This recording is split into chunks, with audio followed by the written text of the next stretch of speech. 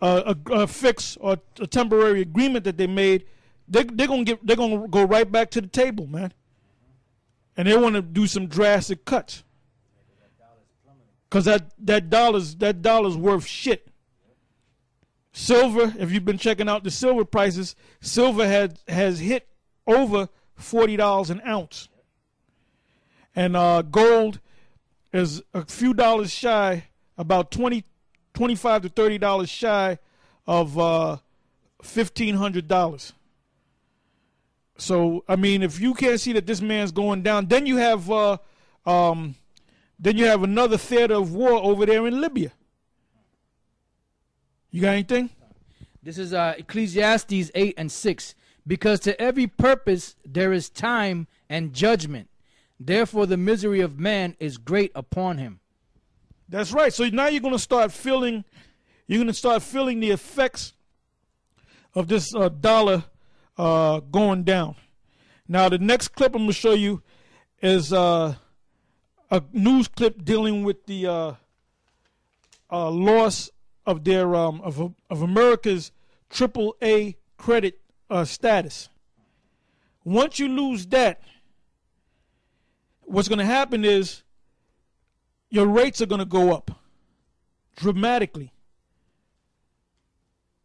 So this $14 trillion debt that you're in, you're going to have to pay more for the what's the term I'm looking for, the down payment, let's say. The total national debt is something like $56 trillion. So you're really catching hell. Now let's go to the next clip.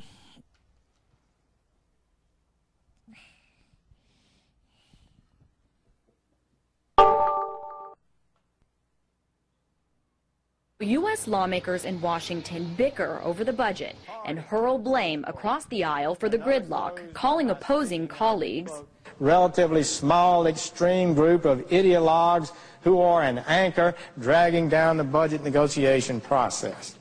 Give me a break. Another group of decision makers has been weighing in on the debate. One of the country's top credit agencies telling the feds something has to get done on this debt. Ratings agencies Standard & Poor and Moody's have been warning for months that the U.S. debt could threaten the country's golden AAA credit rating, telling investors in U.S. bonds essentially they may have to worry about getting paid. The U.S. debt problem is big, $14 trillion big. Meanwhile, the solutions lawmakers are coming up with to solve this problem are small. This tiny dot represents even the larger $60 billion in cuts Republican lawmakers originally proposed. Meanwhile, the U.S. government each year continues to spend a lot more than it takes in, resulting in more than $1 trillion in budget deficit. So it's all of this that rating agencies see as unsustainable and a concern.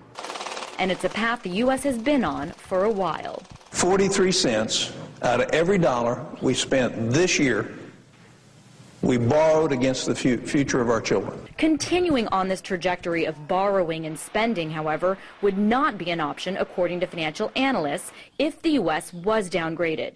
So what would happen? It would be another crisis. Economist Max Fraud-Wolf says even putting the U.S. on official downgrade watch would be devastating. It would create global shockwaves, in part because most models and understandings of the global investment landscape, including the bond landscape, take as their sort of central anchor the U.S. 10-year Treasury bond as the risk-free asset.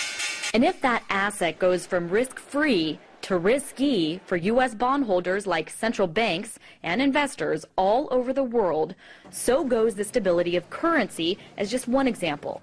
And so goes the low interest rate the U.S. pays to borrow money.